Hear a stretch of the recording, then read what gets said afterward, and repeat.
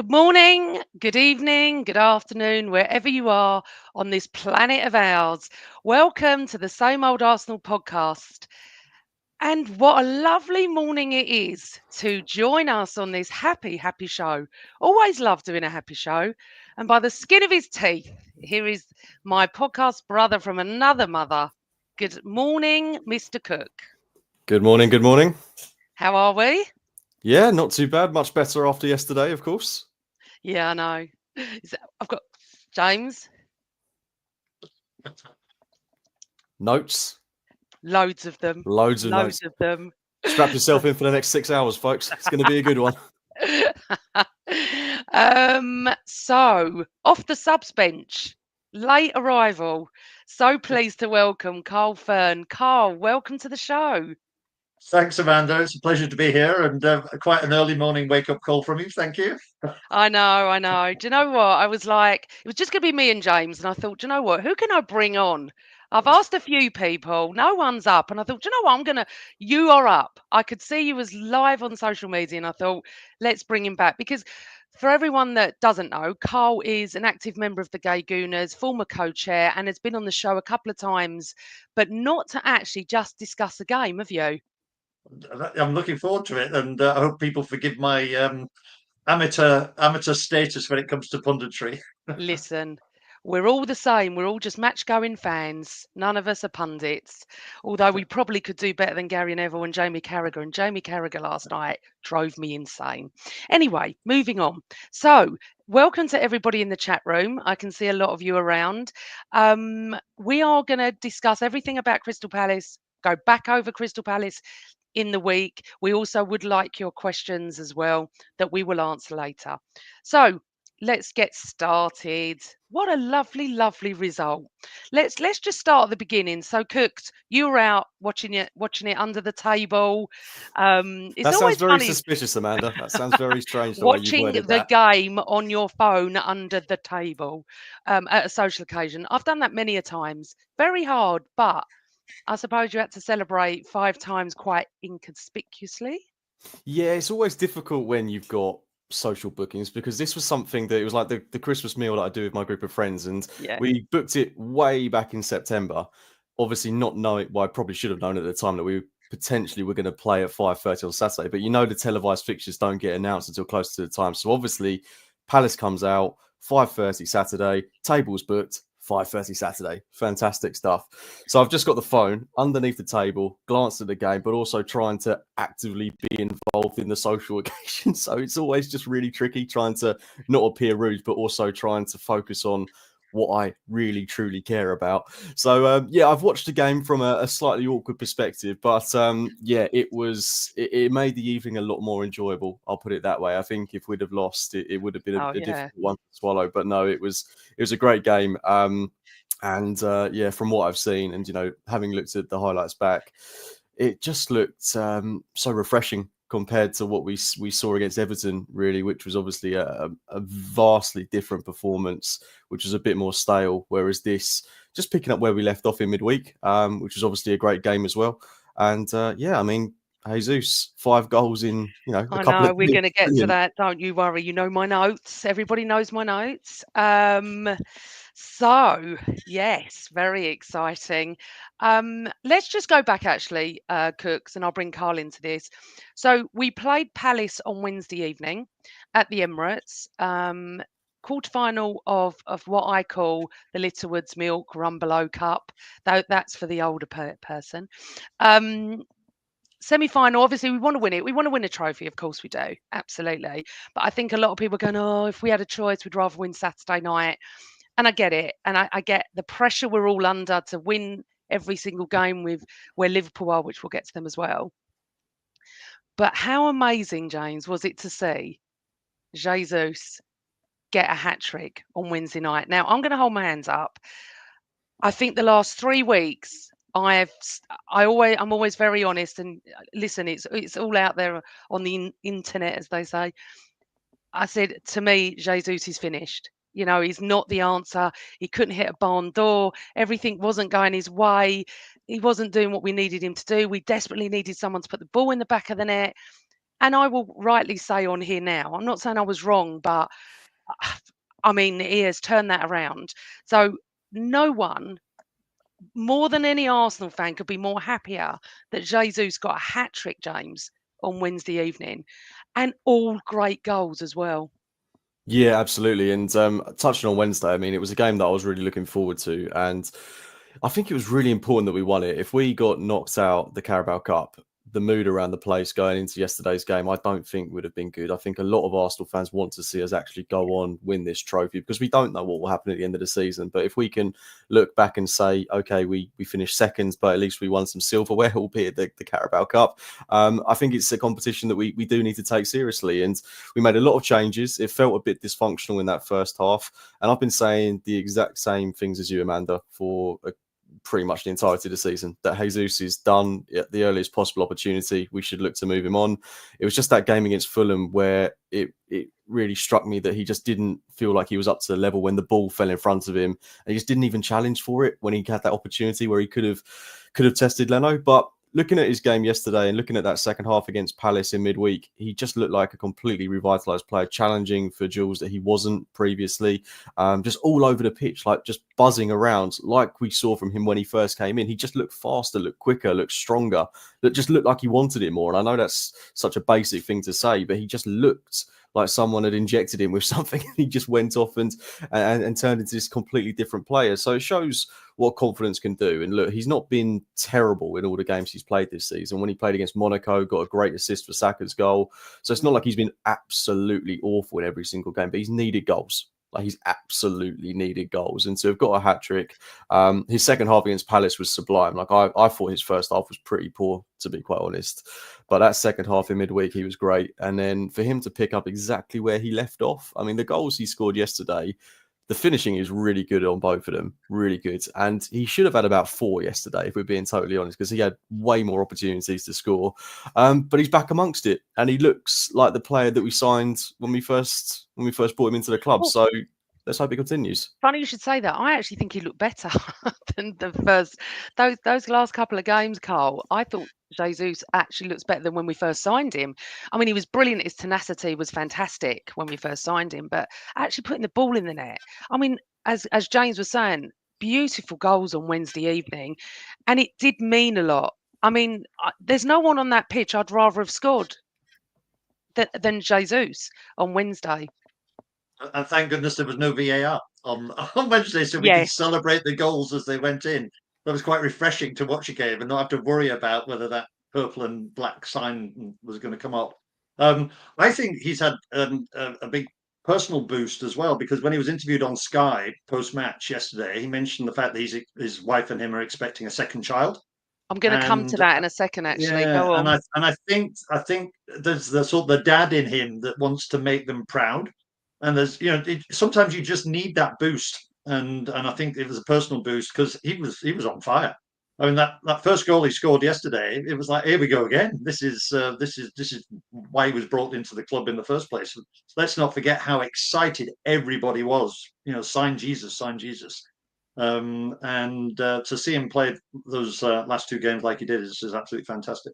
And it really is, isn't it? I mean, you couldn't have written that after a hat-trick, he's gone and done what he did yesterday, but we'll come to that in a sec. But I would like to say that I do follow Jesus on Instagram, and I saw earlier on the week that his wife was pregnant.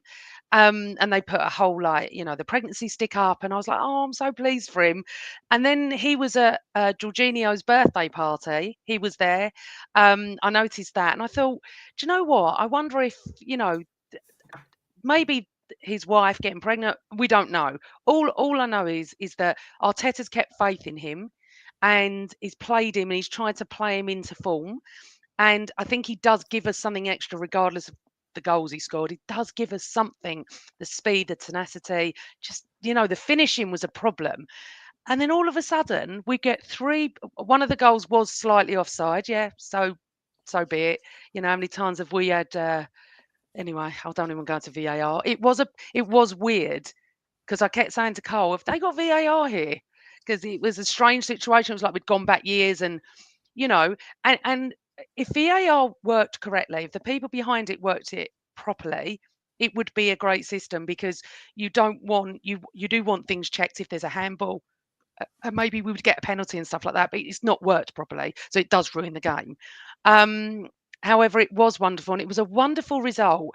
And then we get the semi-final, into the semi-final. Then we have Spurs United, which was the most mental game ever.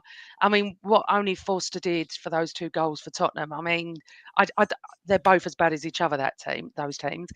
I was convinced that we would get Spurs. I was convinced. Then I thought, oh God, we're going to get Liverpool and we'll be out, and all that. And I know we've got Newcastle, and I wish it was the other way round, because I think the second leg at Geordieland is going to be horrific for us. I really personally do. I would have rather it been the other way around.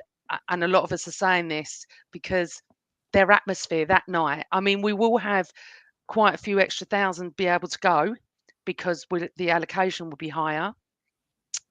But unfortunately, I think that it's going to be really, really tough. Although it's the draw we would have preferred, James. Do you know what I mean? I would have preferred not Liverpool, and I don't know how I will cope if it is the Spurs in the final and we get there. I just don't know. I've always dreaded that. I remember the semi-final when Gascoigne scored, and I just cried. I actually cried. So just moving on from that, it's wonderful to be in the semi-final, of course. We do play Newcastle home first. The allocation will be bigger. I'm just hoping everyone goes to Geordieland. But so moving on, wonderful semi-final under our belts. Then we move on to Saturday evening, James, where normally I'm a little bit stressed about this game. Under the lights, Saturday evening, Palace would be up for it. And I wasn't that stressed, which was weird. And I'll tell you why, because, and I'll say this again, I've said this for a few weeks, City are crumbling. They cannot win a game. Now, I don't think they're going to come back in the second half of the season. I've said it for a few weeks now, which then means we do not have to win every single game. It's not imperative to win that league. Do we need to catch up on Liverpool? Yes, but we are not, as Arteta said last night, halfway through. We will be when we played Ipswich on Friday, but we're not yet. So I think there's not that pressure. There is not, James, like it's been the last couple of seasons where we have to win every single game. So with that in mind, I think I went into this game thinking, okay, we really need to win this. Not for that reason, because of Everton and Fulham.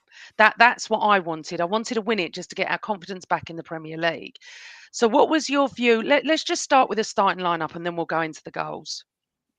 So with the starting lineup, I was really happy with it, because it was just more imaginative, I think, than what we saw against the likes of Everton. We took Mikel Merino out. We put Jesus up top. I think it was so imperative that he carried on playing Jesus after the game in midweek.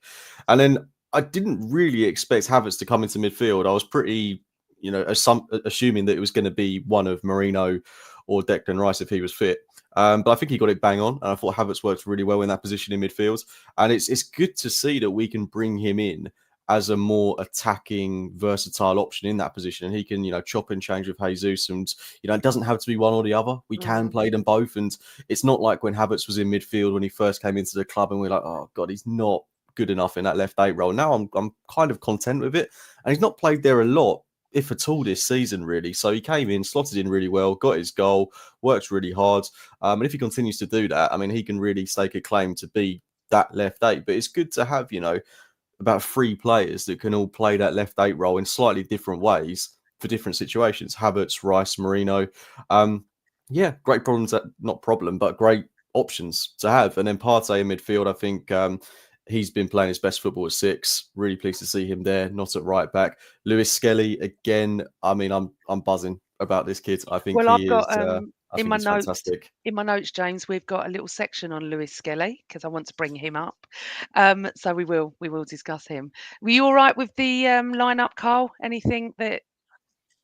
Well, I think Jesus was the obvious Yeah, starter, and it was interesting to see Havertz. I agree with James. It was interesting to see them play together. What I like about both of them is they're all over the pitch. They're not doing like a Haaland type thing, waiting for the ball all the time. They get stuck in, which I love to see. it's very Arteta-esque that. I'm a little bit unsure about Partey at the moment. I think he gives the ball away either a bit too easily or he takes too long. I get frustrated sometimes, sort of watching how long he takes on that. I think Odegaard played a blinder. I was surprised that Declan didn't start, but glad that he came on later. But overall, the team's gelling well. It's good. But that left back position that Lewis Skelly came in, I thought Calafiori might start, but I'm glad that Lewis did. Do you know what was funny about Calafiori? He's just a bit wild, isn't he? I think the Yeah, word is wild. He's just a bit of a wild player. So I think Lewis Skelly's the complete opposite. But so let's. I always love it when Arsenal start off strong, hard, in at them. Because I just think when we sit back and it's like the Everton and and they don't play a low block like Everton did, and they don't park a bus. They're at home. I would just because I don't want to forget this, but I heard those Arsenal fans through that TV from minute 1 to 95 or whatever it was. I didn't hear the Palace fans. I only heard their drum, which drove me mad. But I thought our fans were incredible yesterday. Really, really good. And I wanted to give them a shout. But let's just get to the first goal. And of course, we have to talk about Saka and how devastating it is. The first goal, James, it's a Saka assist. Jesus scores, and you're just like, wow, that's 4 goals now in like 3 days. Talk us through the goal. I think, correct me if I'm wrong, I think it was a Gabriel assist because it took a slight nick off him on the way Oh, through. was it? A Saka cross and then a Saka cross, takes a nick off Gabriel, falls to Jesus, and as as he's always been good at getting in the right place at the right time, but always it's been his end product that's been, his downfall. But he took it really well. Like, he took his time, he was composed, it was a really good finish, and just the way the team reacted to him scoring, I think was so good to see as well. Because doing it in the Carabao Cup is one thing. I mean, obviously scoring a hat trick in any competition is definitely something to be applauded. But doing it in the Premier League, because he's not scored in the Premier League for God knows how long. So to do it away from home at a team that, okay, we beat them in midweek, but they're a side that I think were unbeaten in 5 going into this game in the Premier League. So that they're definitely a very good team. They've got a lot of talent in that side. They've got a good defence as well. They've got a defender in Gay that Newcastle were bidding £80 million for in the summer. So they're a good team that are hard to break down. So I was really, really pleased for him, and it just set the tone for what was the rest of the game. But obviously there was a slight scare after that, which I think I'll leave you to go back into. Yeah, so it was a lovely goal. We're all like buzzing, like Jesus again. Look, we buzz anyway when we score, but I wouldn't have written that yesterday, Carl. But then Sarr scored to even it out, and I was thinking, like, what is Saliba doing? Why does he keep backing off? And he's not blocked it, and then all of a sudden it's 1-0, and you're thinking, oh no, it's going to be one of those games. Yeah, we seem to have that sort of wobble because I've watched that and I was, Saliba, what are you doing? What are you doing? And I knew what was going to happen. You just knew it was going to go in the corner of the net. And then playing out from the back got all a bit too scary for me. There was a few mistakes, and I'm going, oh God, here we go, Ben Foster. What's wrong with Premier League goalkeepers at the moment? So I'll admit that first 20 minutes, my heart was in my mouth a couple of times where I'm going, what are you doing? So I think with Raya we got lucky because where Foster didn't get lucky, we did, and I think when that should have gone in for Palace. When it didn't, I thought, oh, maybe could be our day. I didn't expect the result that we got, but I was like, that's really good. So it's 1-1. It's all to play for. It's a really good match as well. I know we won 5-1, but I was thinking this is so much better than Everton. This is so much better than what we've seen recently in the Premier League. So that win on Wednesday might have helped. And we just need, don't we, Cooks? We have to start fast. We can't sit back. We can't let it come to us. We've got to go at them. And, I mean, big shout out to Martinelli because although we haven't said on the podcast we think he's finished, but his form was not great. He wasn't doing what he needed to do. And one thing I did want to say was for Jesus on Wednesday night, every time he shot, he looked up every time. And I noticed that where Martinelli didn't as of to yesterday. So Nelly, then he won a corner, didn't he? Took the corner. I'm just reading this because there's so many goals. Do you remember Gabriel headed it down and then Partey passed it to Jesus and he smashed it in for the second goal? And you know, you're in dreamland. You're going, someone who can't hit a barn door for months on end has got for 23 Premier League goals, has now got 2 in 15 minutes at Palace on a Saturday evening. And what a goal it was, James. It was lovely from a set piece again. Yeah, it was just an unbelievable finish.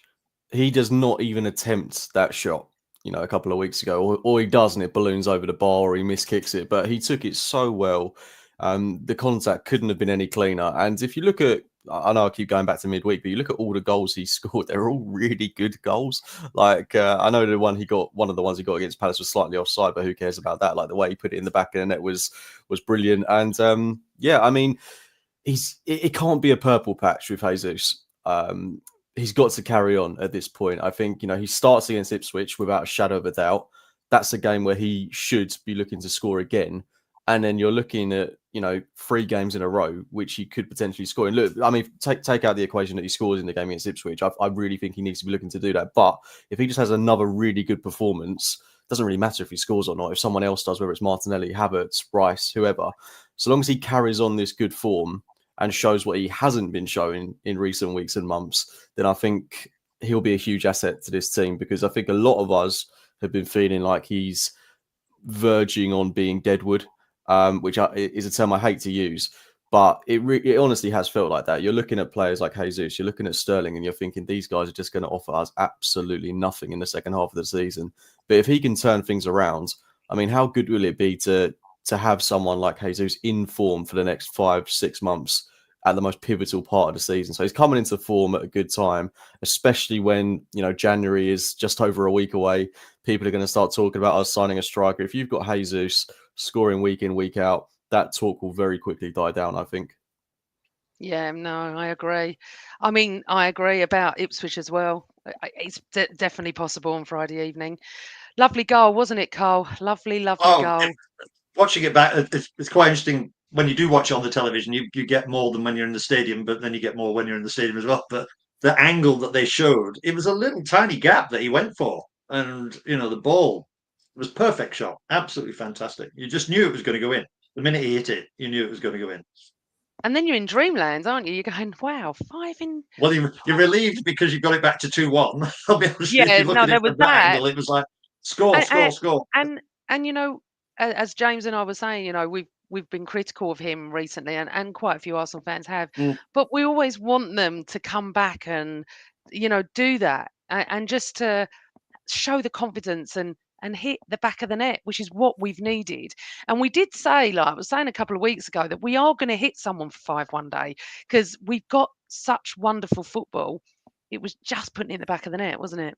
Right. So do we go in 2-1 at half time? I can't remember if it was 3-1. Honestly, I've lost. I know the goals and what happened. Because then, as you're right. Havertz scored before half time. Yeah. So as what Cook said at the beginning, he could have had a hat-trick easily. He hit the post, and again from a Martinelli cross, and then Havertz. And now again, that's another player we'd want to score, wouldn't we? At 3-1 going into half-time, Havertz. Yeah, sorry, Barry just sent us. Thank you, Barry, for letting me know it was 3-1 before half-time. Cooks, Havertz, what are you making of him recently?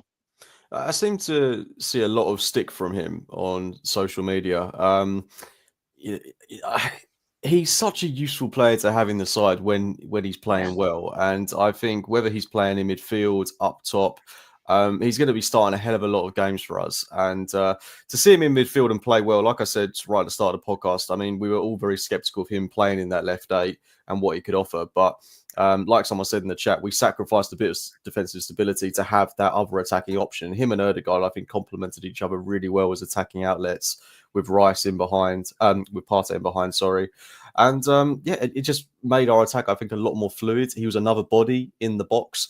And I know it's not the most spectacular of goals, but he's still got to be in the right place at the right time. And he's got to also anticipate where to be, that an opportunity might arise from that situation where Jesus hits the post and it falls back to him. And like I say, it's not a spectacular goal. Rival fans will say it's just a tap in, but, Declan Rice isn't necessarily going to be there. Mikel Merino isn't necessarily going to be in that position, but Havertz has got the instincts to be in that area. And we benefited from playing him in that left 8 role. So, yeah, really pleased for him. He's scoring a lot of goals this season. Like, I know that people just don't think he's that prolific, but he really is. Like, his numbers are really, really good this season. I think when we look back in May at Havertz's entire season, he'll have very, very healthy figures. So if he keeps scoring, Jesus keeps scoring, if we could I'm still of the opinion that we need to add an attacker in January, whether that's a winger who can score goals and get assists, whether it's a striker. I'm not expecting us to go out there and drop 100 million on someone, but I just want like a Trossard-esque signing, someone that can come in, who's experienced and can offer something straight away. And that will add a lot to our attack. But also, I still want to get more out of Sterling. Jesus being revitalised isn't something I expected. No. So let's keep the goals coming. I mean, scoring 5 goals away in the Premier League isn't easy, but we've done it twice in quite quick succession. It wasn't long ago that we did it against West Ham. Okay, we drew against Fulham. They're a very good side. I think you can kind of forgive that. The draw against Everton is really frustrating. We should have won that game, but we weren't clinical enough on the day. But, if Jesus was in the form that he is now, maybe we win that game. So, yeah, no point looking back in anger, should I say. No, But nobody's yeah. interested, Cooks. You weren't on the show post Everton. So Chris was absolutely devastated and the league's gone. And I was like, shut up, Chris. We've only not even halfway through yet. And even if in 2 weeks' time we beat Palace, I'm still not going to sit there and go, the league's won, the league's over. It's just get on with it. He was so distraught. You'd have laughed actually at him. Well, no, I was feeling the same, Amanda, because I was. The was league having a was nice over in December. I was having a nice little getaway in Italy last week, and Yeah, I I watched the know. game in my hotel room again on my phone. So I've watched back-to-back Premier League games on my phone, which is no way to watch football. And I was feeling probably the exact same way Chris was. And I'm still not of the opinion that we're, in a title race yet. Like, we need Liverpool to drop a few more points, and we need to have a consistent run of good form. We need to beat Ipswich. We need to beat Brentford. Well, I mean, it's the Brentford and Brighton games I'm looking at, because those are really tough games away from home. I think we can afford to maybe draw one and win the other, but I agree with you. I don't think we necessarily need to win every single one. I think this title will be won in the mid-80s, maybe late 80s, if Liverpool carry on with the form they're going on. But I expect them to drop points. I mean, I'm going to be keeping a very, very, very close eye on that Spurs game today against them. That's interesting. Let's just go to that Spurs game, because I 100% want Spurs to win 5-0. Now, I've starred a lot of the comments that were coming up before just so I can get to them, because Carl said, would you rather Spurs loss or a Spurs win? I'm 100% want Spurs win. Matthew D'Souza said Spurs. Nigel said a draw. Why? Barry wants a draw. Let's have a look. Angela said, I want a Spurs win. I just starred a few of them. Now, I don't get it. Spurs are irrelevant. It's just like if they were playing, I don't know, Bournemouth today, I'd want Bournemouth to win 5-0. So, Carl, your views just on what we were just saying about the title race, and these two would have been devastated together against the Everton post game, and I wasn't. We didn't lose against Everton. They parked a bus, which was tough to beat. Carl, what's your view on the title race, and what do you want this afternoon? Can I just first say to James, just be thankful you weren't at the stadium last Saturday. No, I was meant to be, Carl. I was meant to be. It was such an awful game, and I come a long way to games, and I was like, I came down for that. It was dreadful. I did have a little bit of a feeling after singing, "Is that it? Have we thrown it?" And then, of course, Liverpool got the draw, which helped. I woke up this morning thinking, it's going to be an interesting end of season. It's not going to be the Man City juggernaut again. This is going to be very interesting. Liverpool are wobbling, and I predicted that Man City were wobbling in September, and how true that was. I don't think Liverpool can continue at this same momentum. As for today, I don't want Spurs to win. I want Liverpool to lose. So I don't like putting the words Spurs and winning together. I don't like that. But yeah, we want Liverpool to lose. It just doesn't bother me in the slightest. I mean, if they were second in the league, and I would get it, I would get it, but they're not. So let them beat Liverpool. Let them have their afternoon, because they don't realise that them trouncing Liverpool benefits us completely, and Chelsea. Remember that they hate Chelsea nearly as much as they hate us. So they're going to be definitely in two minds. You know what their fans are like supporting Man City as their first club. But I would just say that I would be very happy for Spurs win. Cooks? I'm the exact same. Spurs, by all means, please go and win that game 6-7-8-0. That would be fantastic. It won't happen. But why would you not want Spurs to win? Like, Spurs are not a side, from what I've seen this season, that are going to be, with all due respect, no threat to us in terms of what we're doing with regards to going for the title. If they could get a draw today and we go 7 points behind Liverpool, assuming they win their game in hand against Everton, then we're going to be in a great position, I think. So, yeah, definitely want Spurs to win. But because we all want that to happen, it probably definitely won't. Yeah, no, So I can't see it. I can't see it at all. But you know what? Funny things have happened. They're a bit mad, the Spurs team at the moment. They could either lose this 5-0 or win 2-0. I couldn't predict it this afternoon. And also, Liverpool are under not pressure, but obviously they've now, before they play Spurs, have got 2 games in hand on us. And it's always really important to have points on the board, of course. But all we can do is continue on the form now. As you say, we need to be consistent. Let's just, before we hit half time, obviously the most devastating thing happened for us Arsenal fans. I've always been so conscious every time he hits the deck. He's injured, and like my Carl said, stop being dramatic all the time. And when he went down, I went, he's bloody injured. And he went, I said, look at him. He can't move his leg. Oh my God. And I just went into, we all did. Like, I'm no different to any other Arsenal fan. He's so vitally important, isn't he, Cooks, to our team, to everything, the star boy. And you just sit there and you just go, why? Just why? Why now? I just, no, please. And then I watched him try to walk off the pitch. Then I watched him, I think Sky Sports showed him on crutches coming out of the ground with his leg in.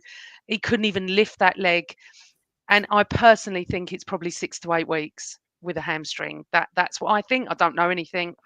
But the negative side of me, because I'm devastated he's out, is gonna be that. But Cooks, anything to add to that? Yeah, I think it's been coming with Saka. I hate to say it, but we know he did a little injury when he was away with England.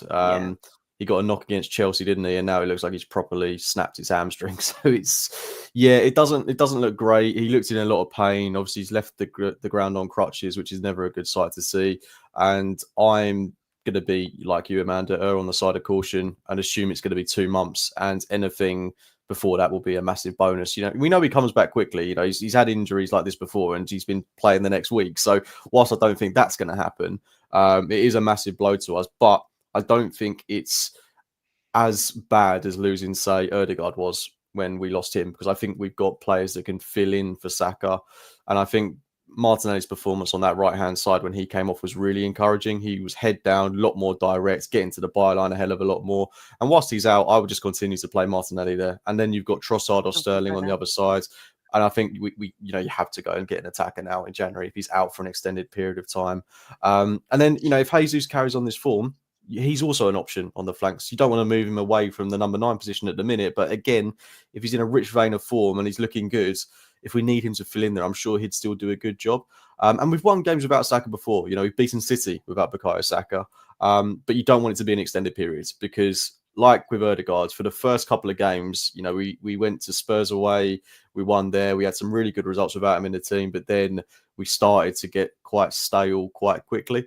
And you'd hope that wouldn't happen with Saka being out, because we're still going to create. Ødegaard's in there, Havertz is in there. We've got players that can still pull the strings and make things happen. It's just Saka is so clinical and he's so good at creating opportunities for other people. And also, he's a key part of our set pieces. He's brilliant at taking corners. So is that now going to affect the corners from the other side of the pitch? So, it's a worry. And obviously, he's our best player. So that's also a big, big worry. But yeah, let's hope it's not too long. And as I say, let's brace ourselves for 2 months. Anything before that will be a bonus. But it's just not fair, is it? Sorry, No. like you get Rice and Calafiori back, and then Saka goes. Like, it's just not fair. Like, every single time we get players back this season, someone else who's crucial to the team goes. It's just not right. It's just, why is it happening? That's why it's going to make it all the sweeter when we win the league. Well, yeah, Well, I let's think hope so. we should be thankful. I'm in jest, everybody. I'm in jest.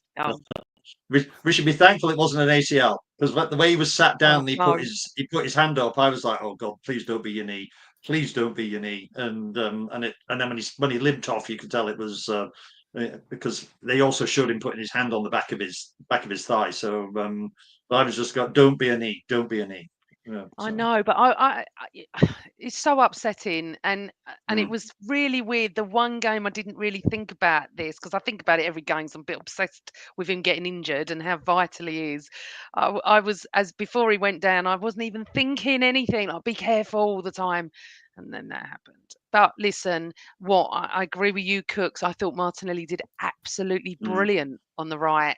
I really did. I was really impressed with him, and Trossard came on and did really well on the left.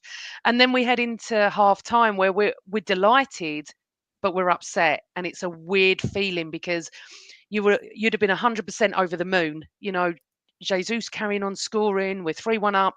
But there was that little thing like, oh my God, Saka. But it is what it is, and we will have to move on. We do, and I agree with you. I wasn't sure about it, Cooks, but I think you're right. Erdegaard was, that was devastating, and it caused a lot of issues at the beginning with him being the out. good thing is we are at a point in the season where if we desperately need to, like if it is a big problem, let's say he's out for 3 months, you've got no excuse not to go and do something in January now. Like, you have to absolutely replace those goals, those assists. It's going to be hard, but I just think if you can find another Trossard, because my worry would be if we continue to play Martinelli on the right, Trossard on the left, I think it will work for a short period of time, but very quickly that will get found out, and I don't think it will work for like the long term. So you need to freshen it up, and whether that's getting something better out of Sterling or playing Jesus on the wing. But for me, whilst Saka is out, and whilst we've had attacking issues anyway, you've got to look to an option in the market. It'd be silly not to utilise it whilst it's there. No, I agree. And it may have changed his mind on what he has to do because of what happened yesterday. You just don't know. We don't know anything. I can't stand the transfer window. But first, let's get to the second half. So it's 3-1. We come out. The fourth goal, Trossard played in, Jesus. He hit at the goalkeeper, didn't he? Rice shot and nearly finished it. So I'm really pleased, Carl, that Martinelli got a goal. Because again, he needed it as well. He needed it as well. But prior to that, Amanda, when Crystal Palace came out, they nearly scored in like the second minute of the second half, and I was like, no, don't. Oh, was that Ray's double save? No, that was later on. This was, they had Sarr had a header that he could have got in, I think. But that got me worried because I think, please don't go to 3-2. Yeah. So, but then when the Martinelli goal went in, and of course we're all worried about VAR sort of for the first time in the game, sort of possibly ruling somebody offside. But when it went in and he went up to 4-1 and Martinelli scored, and after he got a lot of criticism recently, it's good because I agree with James and yourself. Him playing down the right wing after Saka had come off was like a revelation. It was a bit like seeing Tierney on Wednesday night. To see Tierney playing like he did down the left on Wednesday was a joy to watch. And it's a shame look what that Julian said. He prefers Martinelli on the right after yesterday's performance. Looked more like his old self. And also he got a message from Ian Wright as well, which I think always helps the players when a legend of the club is supporting you, because he mentioned that last night. And obviously we didn't know that until after the game. But I thought he did really well yesterday, even before Saka went off. So I'm really pleased because we really now 100% need Nelly back, don't we, to what he was 2 years ago. Before his injury, he was absolutely on fire. So I was really, really pleased to see that as well, James, that, he got in with the scoring, he was involved, and he actually won man of the match as well, which is going to help his confidence. And, he's, as you said, just unfair, isn't it, that we get them all back and then one of the main arteries goes. It's like, But we are 4-1 up, and I did say to Michael that if we get another, I'll enjoy it, because 4-1 is still could go to 4-2. And at the moment, I can't work out where our luck is going. I do feel we did get a bit of the rub of the green yesterday with that incident with Ray in the first half when Palace didn't score. Because if they did, it definitely wouldn't have ended up like it did, that amount of goals yesterday. So what I wanted to mention as well was, before we hit the fifth goal, because that's obviously Declan, Lewis. Right, hold on. Have I got this right? Lewis. Oh my Skelly. Skelly. Smith. No, hold on. Skelly. Right, Miles Lewis Skelly. Sorry, I got Skelly. my brain went because I've got Lewis Skelly and I've got confused. Miles Lewis Skelly on the left, right. So I'm going to let you talk about him and Cooks and Carl as well. I just think that boy is growing into the role. I think he's gaining confidence. He's absolutely loving playing. And when he inverted into midfield, I thought it was brilliant. I really was really enjoying. I didn't feel like I did a couple of weeks ago when he was on and he was a young player, if you know what I mean. I felt like he's growing into the role, James. Yeah, and I remember when we got a first glimpse of him way back when we played against City at the Etihad, and he had to come on for a short period of time then. And every time he was close to a City player, he looked like he was going to give a penalty away.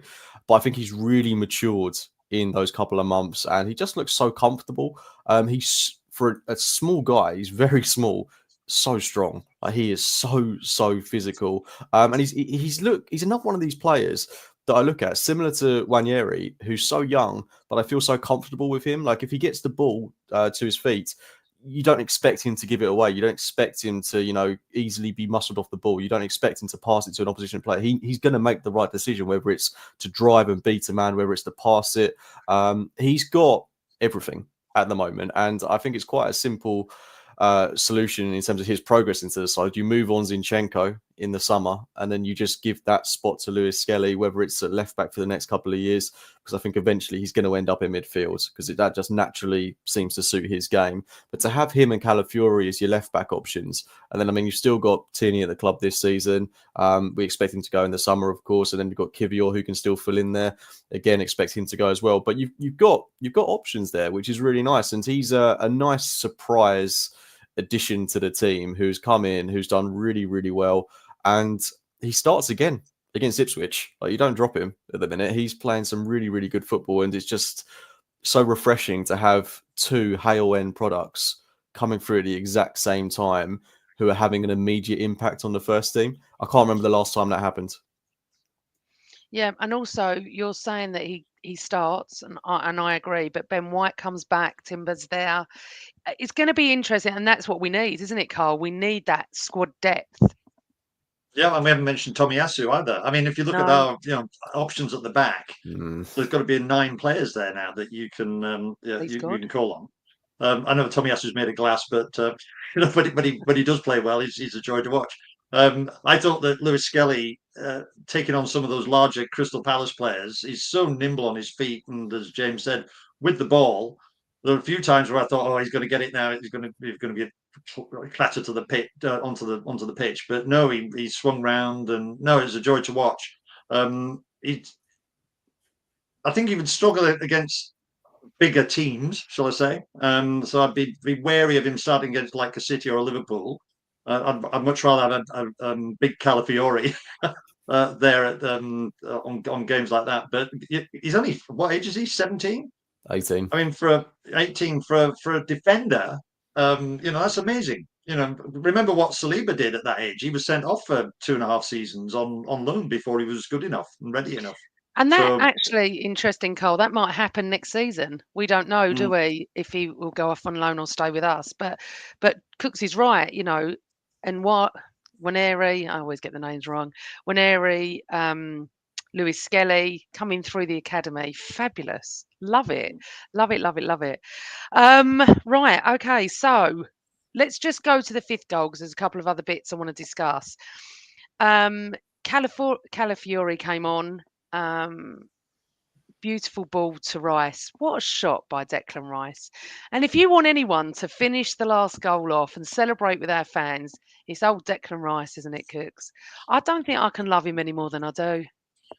Yeah, he seems to have a knack for scoring the last goal in these kind of emphatic wins. I remember he did it when we beat West Ham 6-0 last season. Absolute peach in that game. But I don't know if it's because defenses just back off and just allow him the space to do kind of what he does best in those positions, because we know he's got a good shot on him. And yeah, Rice came on for what, half an hour, got a goal, got an assist. Not really a bad day at the office for him, really, was it? And he's needed that. So yeah, really, really pleased for him. I was terrified when we saw Calafiori go down as well, because imagine if he had a serious injury alongside Saka, that would have been a dreadful night. But no, thankfully he got back on his feet, looks absolutely fine. And to have him, have Rice back in the team, again, just options. And our bench looks really good yesterday, I have to say. Like, we've got good options on the bench now. So yeah, perfect way to cap off what was a brilliant night. And like we said before, we could have scored more. Like, there were definitely more opportunities to score more in that game. Oh god, yeah. Yep, yeah, there were. But we'll take 5. We're not greedy, are we, Cooks? No. Carl, Declan Rice. Has had a bit of a different season to last season. Obviously, had an injury, and and I think the way Arteta's managing him, he's doing well at the moment. He's brought him on again yesterday. And to score a lovely goal like that, and I love the way he goes up to the fans, stands there. He's just so passionate, isn't he? Yeah, what was that about? I'm Apparently, it was something on social media. It's in recognition of some American. I don't know if it was a basketball player that Oh, does a okay. similar celebration. So they were talking about going across sport. Yeah, when Declan's on the pitch, you kind of have that confidence. You just thought you know that things are generally going to go really well. So it was nice to see him come back. It's a bit like when Odegaard came on Wednesday night. You know how different a second half it was with him coming on the pitch. And so there's a certain confidence there. I just want to point out, Calafiori, did you notice he got a telling off from Trossard when he muscled in? They gave Crystal Palace the corner, and it was quite interesting. Little Trossard giving Calafiori a Do ticking you off. know what? But, I think Calafiori's got the Italian in him, hasn't he? that oh well, that like yeah, passion. in a nice way, I call him the Beast, because he just wants to go for it. He's great. But with Declan, and when you got Declan and Martin on the pitch at the same time, you just have that huge air of confidence that we're going something good's going to happen. So yeah, I was pleased to see him back. Absolutely. Just 5-1, fantastic. There's just one negative, and it's starting to get on my nerves a little bit. And I don't even know if it is actual time wasting. But the problem we've Mm, got is when we're taking throw-ins at the moment, we are taking so long that if I was an opposing fan, I'd be pissed off, to be honest. But I'm not sure it's actual time wasting. But I don't know what they're doing, Carl. I don't understand. Look, we got booked for it yesterday, and I don't have a problem with that because I think we are mm. taking far too long. I can see Raya at times time wasting. I don't like that. I really don't like it. And he's been booked a couple of times, but I don't see any other teams getting booked for it, and that's where upsets me more. Hands up, right? We take too long, but there are other teams doing the Yeah, same thing. yeah, I agree. We seem to be getting longer and longer. And when you Mm, think back to when Tomiyasu got the card that got him sent off, well, you got the 2 yellows because he took too long for the throw-in, because that was the new rule, wasn't it, from the Premier League? You had to take the throw-ins quicker. As a spectator, I get irritated when I see it taking way too long. Timber holding the ball, yeah. and it's like, do you not know where you're going to go? And is it deliberate? I don't know. Raya, it was quite interesting because he got the yellow, but then I think it was somebody said last week when Pickford got pulled off for time wasting. You give a yellow card to a goalkeeper for time wasting, you're not going to give him another yellow card for time wasting. So it's almost No. like you're saying, right, you're a bad boy and don't do anything. But as a spectator, yes, I do find it very frustrating that we seem to take longer than a lot of people. So I don't know. As I say, I don't know if it's a tactic or what, but it's not a good experience. Cooks, I don't know if you, obviously, because you was trying to watch it like secretly yesterday. I don't know if you noticed about how long we're taking throw-ins for now. Um, I mean, it's not just yesterday, but it's you Yeah. feel it in the stadium as well. Like it seems to always be one of our wingers picks up the ball, goes to take the throw, and then it ends up being the fullback that takes it, and then the fullback takes forever to make the throw. I'd be amazed if it's a tactic because it doesn't really make any sense. I think it's just trying to find that right option, and they're Yeah. so meticulous about it because, as we all know, Arteta from the top down is all about control, and obviously you can quite easily lose the ball from a throw-in situation. So I think it's just waiting for that right opportunity to present itself. But as you know, Alan Algar, friend of the show, is always going on about our foul throws as well. So yeah, it doesn't seem to be a strength of ours. No, and I agree with you. It's not time wasting, but it will look like that to It's the just annoying. other teams. Yeah, it's becoming a problem where we're getting booked and enough. So that's the only slight criticism I've got of yesterday. So you're still all listening, and welcome to all our audio listeners. I have forgotten you this morning to the Same Old Arsenal podcast. We are sponsored by Ruth Beckart. Please go and check out her stuff. She's got some amazing artwork. And I would also like to give a shout out for my mug that was sent to me from the match day. Look at that, the East Stand at Highbury. I don't know, hopefully you can all see that. Fantastic. Look at that. I love that. I received that yesterday from the match day. And I went in there to see him this week to buy my Secret Santa present for someone I work with. I know he got Santa is a Gooner mug. So yeah, go and check out the match day as well. Really, really love my East End Highbury mug. So thank you for that. And definitely check out Ruth Beckart as well. Right, let's check out some questions for you two. Let's go. Right, okay. Carl Start says, was Wednesday night a swan song performance for Tierney before we move him on? I'll go to you, Cooks, first. I'd be surprised if we let him go in January, to be honest. I mean, it wouldn't make sense to loan him out because there's no financial incentive unless there's a loan fee for us to do that. And I think he's a good player to have around the squad for the next 5-6 months. He can offer something completely different to our other fullbacks. He had a very good game against Palace. I mean, the cross he put in that Sterling should have buried was fantastic. We all know he's got that in the locker. And if we're going to use him kind of as a utility player every now and then, there's no reason why he should be getting injured, really. So I would keep him around, let his contract run out. But he did look when he went off as if he was saying goodbye in that game. He did a big clap. Looked around the whole stadium. So I wouldn't be at all shocked if he left in January. But as we know, his contract is going to be up at the end of the season, so it just makes sense to see it out, I think, and give him the odd game here and there. Anything to add to that, Carl? Yeah, it was interesting that he wasn't brought on against. I thought he'd come on against Monaco. He was on the bench, and then I said afterwards to a couple of friends, I said, was he deliberately not played so that if he does move in January to a club that's still in the Champions League, he'd be able to play? I don't know if they have the same rules in the Champions League as they did at the Carabao Cup. That means we don't play Neto, for example. So I just wonder if there's some option coming from overseas for Kieran later. From January onwards.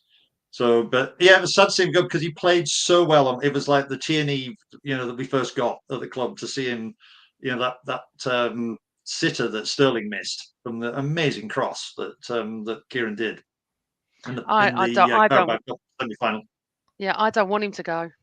I don't want him to go. I think he gives us something different. And Barry in the comments said I'd keep him till summer as he can play cup games, last 15 for Prem games if it's tight. Sadly, apparently going back to Celtic is close. Obviously, we don't know, but that was what was reported. And shame, really. Real shame. Love Tierney. Okay. This is something that I was thinking as well. Avon said City have a new manager bounce by the time we play them in Feb, though.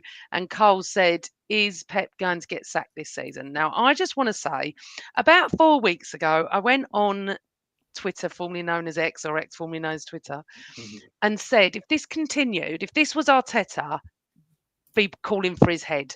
Now it's continued week after week after week. They can't win in the Premier League.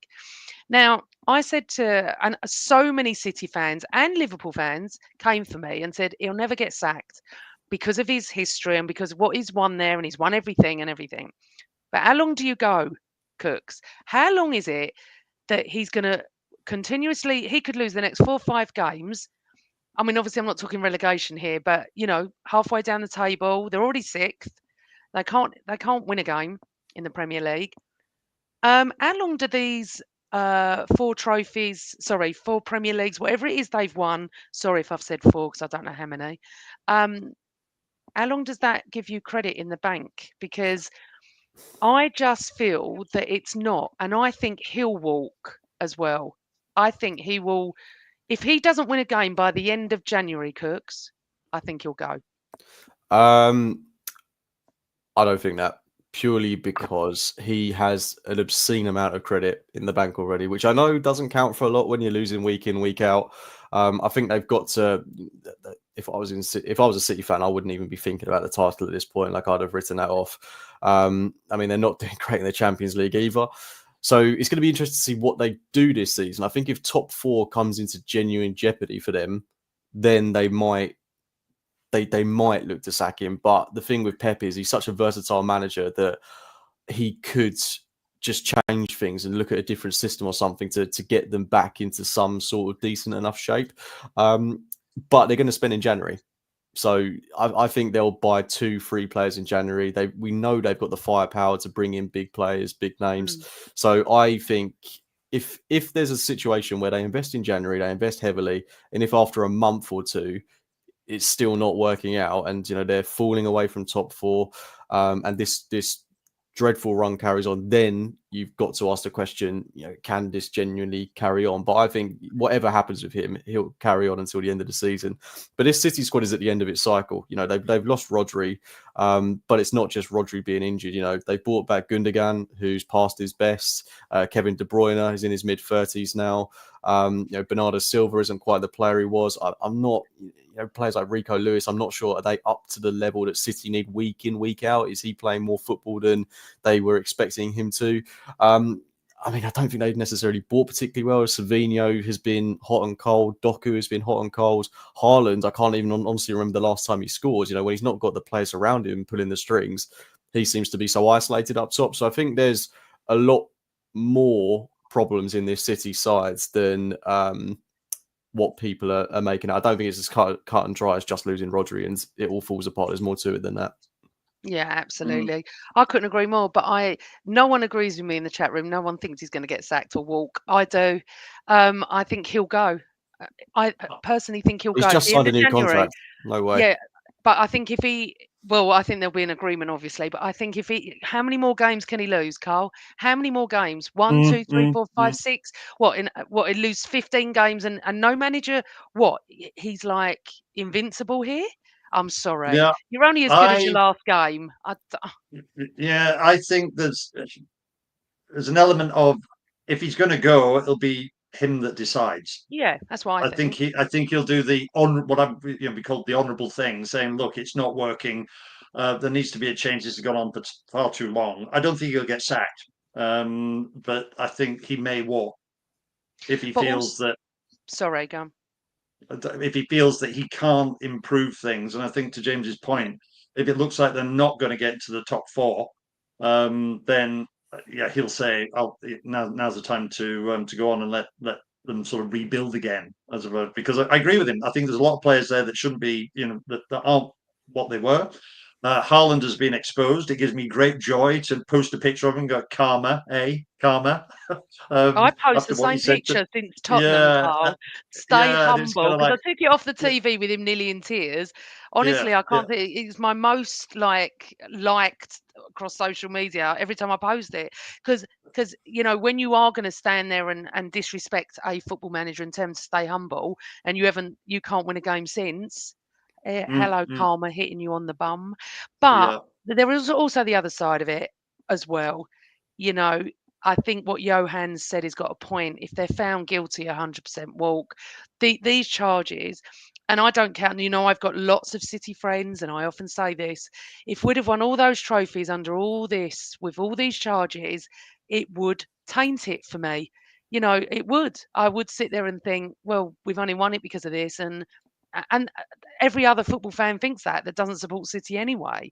So we shall see. We shall see. I just don't think it's more that he can't carry on.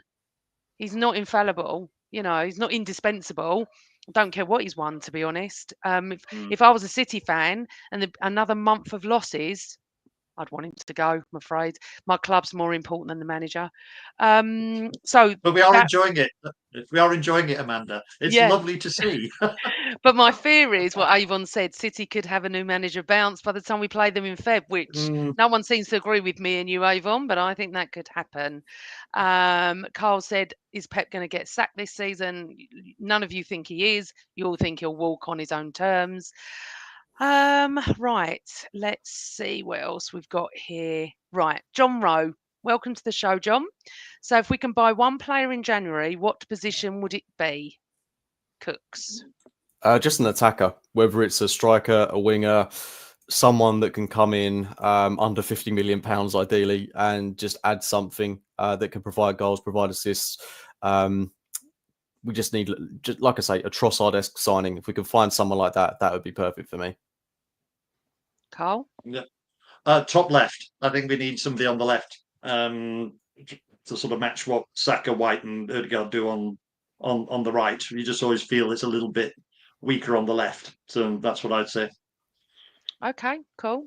Thank you for your question, John. We shall see because it's not long now. Okay, another question from Carl. Given that an injury record is a good predictor for the future, should we be looking at moving Tommy on in the new future? Carl, I'll come to you first. Yeah, he's had hardly any game time, has he, for months and months on end. It's a kind of like a Tierney-esque situation. Again, he may move on in January. I'm not sure where to. Maybe possibly even back to Japan. But no, it's sad to see because when he's fit, he plays well and he's a good team player. Yeah, I can't think of a bad game that Tommy has had for us. But the issue is he's never really fit, which is the main problem. I mean, he's been out all season. He came back for 5 minutes against Southampton, immediately injured again. As much as I love the guy, we're paying a salary on someone that's never available. I must stress, I really do love him. Like when he plays, I think he's excellent. Whether he's playing left back, right back, centre half, he's another one of these versatile players that is so physically strong, has got a really good pass on him. It's such an asset to have, but he's just never there. So yeah, time to part ways in the summer, I think. And it is. I think we all love him, but unfortunately, he's too injury prone. Absolutely. And one last question, Carl again. Has Partey done enough to get offered a new contract? Cooks? He's been good this season, and he's been relatively. I mean, he's been entirely injury free, pretty much. He's missed the odd game here and there, but this is the best run he's had since we signed him. So, I mean, it depends. I think if they were going to do it, they'd be doing it right now. And I'm not really too fussed about this one. If he gets a 1-year deal, I'd be okay with that. If it was to be a parting of the ways in the summer, we also need to upgrade on him anyway. So I think that also makes sense. Yeah, I agree with Matthew D'Souza. Unless it's a 1-year deal, then I wouldn't be looking to do anything crazy. Carl?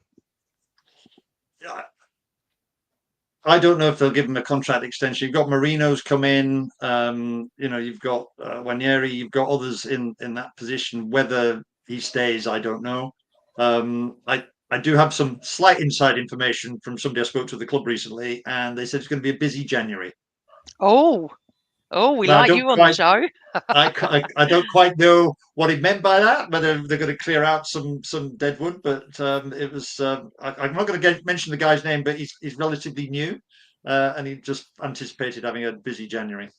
Now I don't know where I've got how many games we got in January, about 7. So maybe he meant it from a number of games point of view, but no, it was quite an interesting comment. Yeah, I think we need to have Cole back on the show, don't we, James? He's getting little tidbits like that. tidbits, yeah. Right. So last week on our YouTube comments, which I do read and answer as many as I can, and thank you for that. And please press like and subscribe and press the bell so you don't miss the shows. We actually got told off for something. So me and Chris, James, we forgot to do our predictions for the next game, and someone actually got very offended that we didn't do it. So I hold my hands up and apologise. We always predict. So before we say goodbye and Merry Christmas, Ipswich is our next game at home. I think it's 8:15 on Yeah, Friday just evening. ridiculous. 8:15 on Friday evening between Christmas and New Year. They really don't give a toss about fans, do they? Right, I've gone 3-1. So Cooks, what's yours? I think it's going to be a tough game, to be honest. I know it's Ipswich and they're not in the best of form, but this is coming at a time when we've got a lot of games. So I think a comfortable 2-0 win. Right, hold on. I'm just going to put some predictions up. So you're 2-0. I'm writing this down in my book. Carl, what's yours? I'm with you, Amanda. 3-1. I think post-Christmas sort of thing. I'd love to see a 5-0, a 6-0, but I can't see it happening. But it'll be a definite win.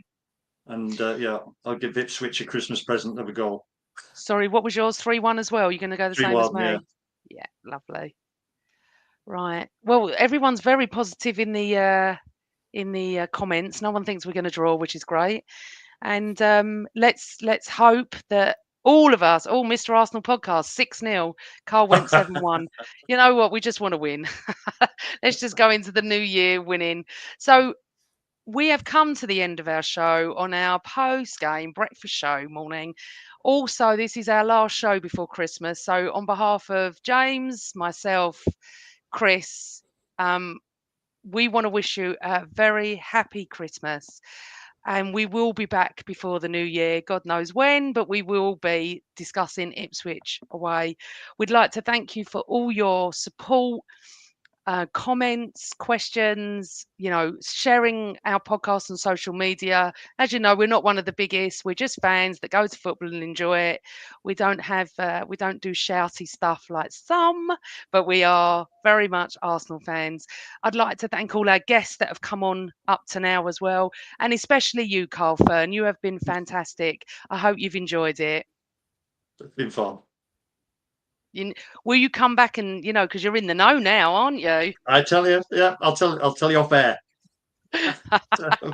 Merry Christmas to everybody. Yeah. We're going to get all these comments now. What did Carl say? What did Carl say? But Helge, exactly. Thank God for no shouty stuff here. We just say it as we see it, and that's it. So Merry Christmas, everybody. Thank you ever so much. We look forward to seeing you post Ipswich, and that's it. Goodbye. Remember, as I always say, always Arsenal. Merry Christmas, everybody. Bye.